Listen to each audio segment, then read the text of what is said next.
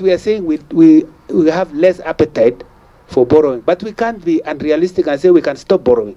The National Treasury has initiated a process of amending the debt ceiling from the numerical number of 10 trillion shillings to a debt anchor of 55% of debt to GDP in the value of present terms. Currently, Kenya's debt is above 70% of GDP. The new ceiling means that the Kenya Kwanza administration will now be forced to first offset a certain percentage of the debt and slow down the brakes on new loans. We are focusing on expenditure, to look at quality of expenditure, raise revenue, look at the debt position, and this strategy is telling us also how we want to do this.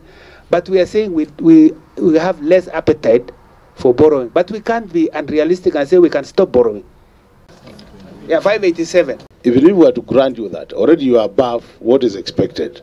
So, are you able to tell us how much you'll be borrowing? Because granting you your wish does not solve your problem. Constrained external financing saw Kenya suspend plans to tap at the international capital markets in 2022, forcing it to draw more extensively on its forex reserves to meet its external debt repayments. Russia, Ukraine war, which has caused commodity prices, food prices, energy prices, petroleum prices, all of them have manipulated into high inflation. According to Treasury Principal Secretary Chris Kiptoo, currently Kenya's external debt sits at approximately 4.6 trillion shillings, while domestic debt is at 4.47 trillion shillings.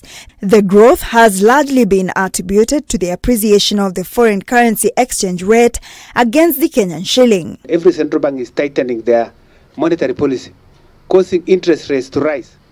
And because of those dynamics, the dollar is strengthening. PS Kiptoo is however reassuring the Parliamentary Committee that the present value of debt is set to decline to 53.1% in the financial year 2025-2026, up from the current 60%. We intend by 2027 to be dealing with a budget deficit of 3.9%, meaning that this government wants to have less borrowing.